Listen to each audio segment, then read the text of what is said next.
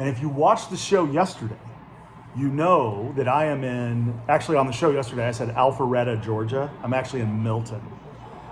So at White Columns Country Club in Milton. Great club. If you ever get a chance to play it, highly recommend it. It's just a beautiful, beautiful course. Anyway, most of the viewers are members of my club, Bear Path Golf and Country Club in Eden Prairie, Minnesota. And so I'm thinking most of our viewers are going to love today's special guest because he's a little bit of a blast from the past. Justin Fletcher. Welcome to the show, Justin. Now, you've been on the show before. I have. I've been a frequent guest. I think it's maybe my third or fourth time. Yeah. So you moved down here about 2 years ago, a little over 2 years ago? A little over two. Yeah. And we played golf regularly before that. At least once a week, if not more. Yeah, on Wednesdays. Mm-hmm. So it was quite a round today. It was a little windy. I mean, if anybody's watching the Masters, it's windy in Augusta. It's windy here. So I have a bigger appreciation for what the guys at Augusta are going through because that wind was no joke. Yeah, it was. At times there was a three club wind. But it was gorgeous outside. I mean, yesterday it wasn't as windy, but it was raining on and off, and kind of crappy. It was just a gorgeous day. Blue And skies this course is just so beautiful. Every hole is just framed by trees and just seems secluded. Like and you're playing in the woods. It's just awesome. Probably one of my best ball striking rounds in a while. Yeah, but the putting. I mean, I don't know how you get so polar opposite. Like, I was really good off the tee. I was really good with the long irons. I'm always pretty good with the shorter irons. Mm-hmm. My putting was probably the worst I've ever had. There are a couple factors there, right? Yeah, you had the wind, which meant there was a lot of crap on the greens. Our greens were aerated, and they were aerated. But they were sandy, and but there was also a lot of debris from the winds and that. But I wish I had tracked it. I really do, because I imagine that my putting average for today's round was probably like in the 2.8 range, which is like you always want to be in the between 1 and 2. Yeah. And I was almost average to 3 putt, I would imagine. Well, yeah, I mean, you're a tall guy. You got a long putter. You can hit long putts many times. I don't even fucking understand that, but I'm gonna think about that. Maybe that'll fix my game. Not inside the handle. Oh yeah. Good point.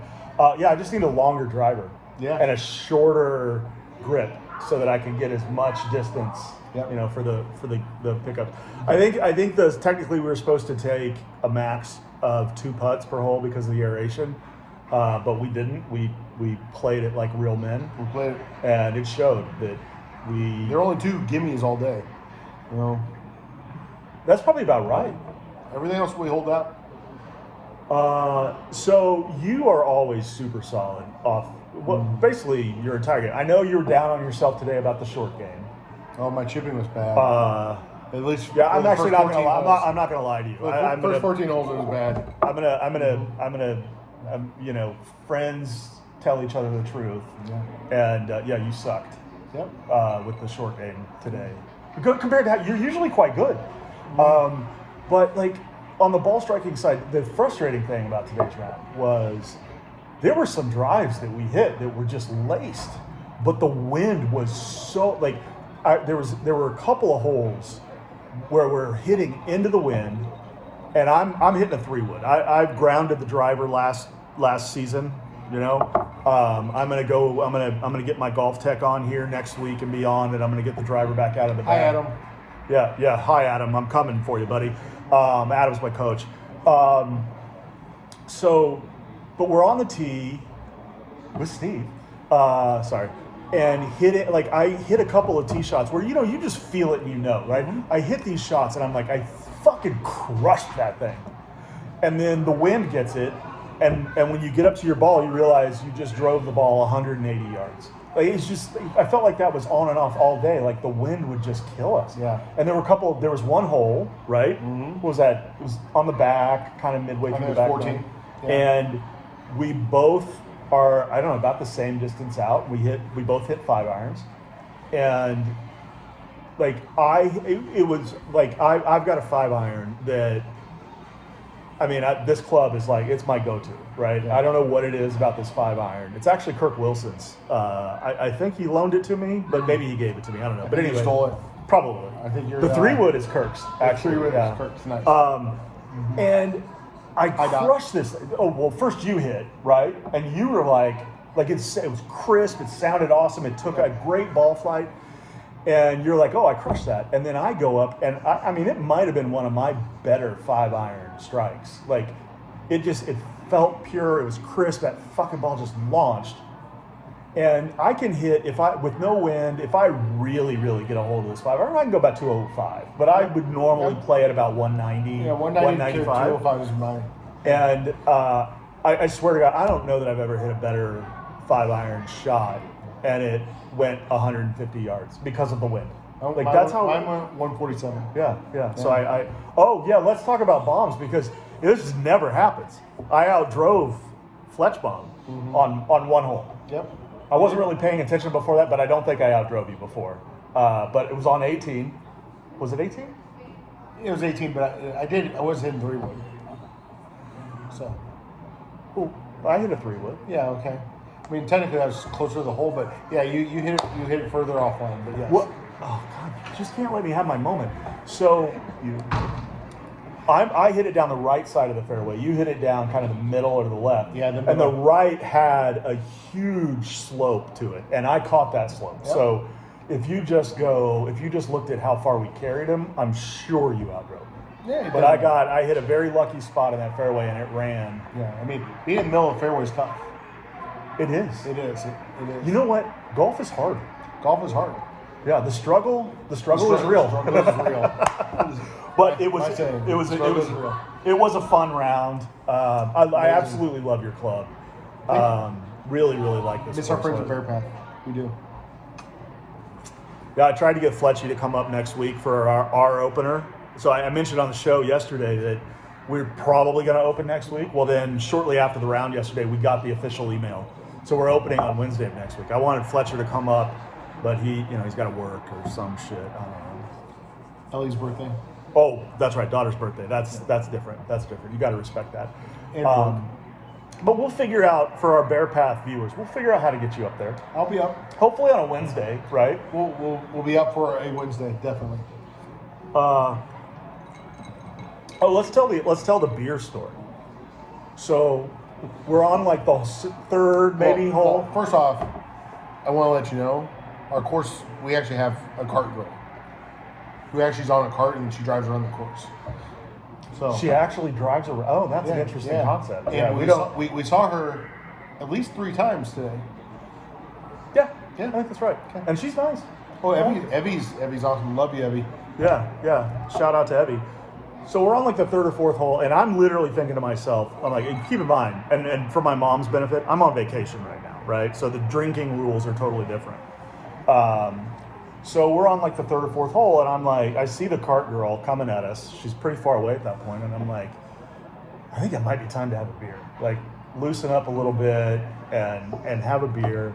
And then Fletch orders, what'd you, a soda water? No, I was across the fairway on the other side. And you yelled over, I'll have a sparkling water. Evie, can I get sparkling water? So I'm like, okay, well, first of all, like, unwritten rule, you're a guest at another member's club, you don't start drinking before the member does. I don't know if everybody follows that rule, but that's, it's kind of like lame. So I'm like, oh shit, he's not drinking. He's drinking sparkling water. And I'm like, okay, well, I shouldn't have a beer anyway. I had my big water bottle with me, so I was like, yeah, I'm fine. Don't worry about it. Well, it turns out like he knows the cart girl so well that she knows when he says sparkling water that it really means beer. And so she goes, you want 2? I said, yep, 2. So we've got the little cooler on the cart, and she just throws them in there. I didn't see it. And I'm like, oh, he's, sparkling water, whatever. And I was like, that's a little off for Fletch Dog, but okay, I'm not going to mess with it. And I don't know, it's like a couple minutes later, you pull one out and you start drinking, and I'm like, is that a beer? And you're like, yeah. And I was like, I thought you had sparkling water. I did order sparkling. Yeah, you did order sparkling water. And she gave you beer. So you kind of fucked me a little bit because I didn't get to have a beer with you then. Oh, wait a second. I gave Oh, you no, my- no, I no, gave you no, my no, that's second right. beer. You did. I mean, I take that what back. kind of guy am I not to give my guest I take that. my I take second that back. beer? I mean, I take that back. Yeah, you did give me that beer. Yeah, it was I did. good. Yeah. So I was happy. Now it's for you folks in Minnesota. I'm sorry to tell you because it's so hard to find in Minnesota. We're enjoying a little Buffalo Trace. L'chaim. L'chaim. So, Fletch, I'm sure I've asked you this question on the show before, but you can hit some freaking bombs. You do. And so, like, what's your secret? Like, what do you? Close your eyes, swing hard. Close your eyes and swing hard. There was that. That's a good little line. There was that one hole. I can't remember which one it was, and I was like 260 out, and I was in the middle of the fairway. It was a long hole, whatever. I think I hit a decent tee shot. I honestly don't remember, but I'm like 260 out, and I'm like, well, I'm not going to get there, so I'm not even really going to aim. Like, I'm usually pretty. Like, I find my line and I find something in the fairway in front of me that's like my aiming point. Like, I'm pretty, And you I have miss kind of a your routine. line and- So I get up there and I'm like, well, I'm not going to get there. It's 260 and I'm hitting the 5-iron because I don't hit a 4.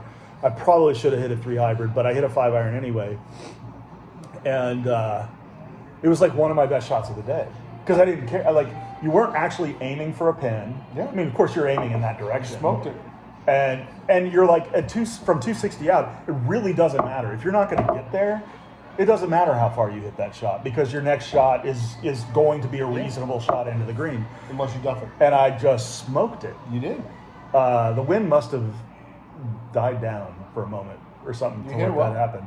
But yeah, like if you don't think about it, like that's. I mean, I'm trying to build on what your philosophy is. Like you're not stressing about it, like, because you're not trying to land it on the green. You're just like, I just want to advance the ball. Yep. I don't remember how far I hit it, but I probably hit it pretty far. I don't know. Anyway, I don't know how I got off on that. So totally different round. I know you didn't play with us yesterday. No. Totally different round. There was no wind yesterday, really. It was cold. It was rainy on and off. It was still a great round, but today just gorgeous. And that wind, I don't know that I've ever played in a wind like that. Like, that thing gusted up. It was gusting. Yeah, it's crazy. Oh, then the other hole we need to talk about, just because I like to be self-deprecating because I suck, was it 17, the par 3? Yeah. So huge downhill shot, right? Probably a good 180 yard downhill. yeah, and but major downhill. Yeah, like yeah. 2 clubs downhill, probably. Oh yeah, I mean it probably plays like 170, 167. Yeah. So had a little bit of wind, and we're debating what club we're gonna hit, right? And you're asking me, and I'm like, I think I'm gonna hit a 6. I'd hit a 5 yesterday and was a little long on the back, like off the green, but just just off the back side of the green.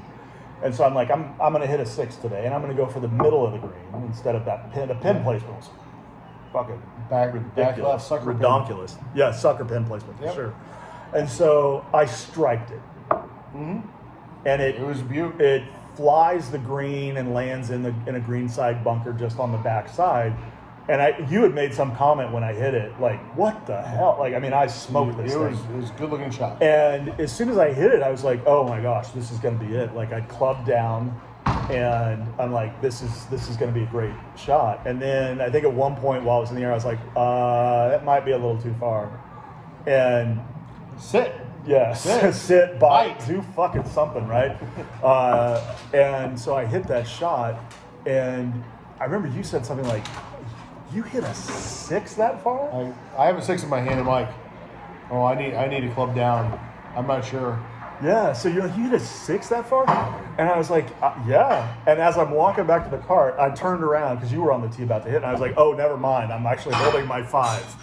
I feel a lot better about my like 60. a total idiot. I don't remember the last time I used the wrong club. Like where I think I'm hitting one thing, but I'm actually hitting something else. Because they put it on the club right there. You can see what the number is. So it's pretty easy.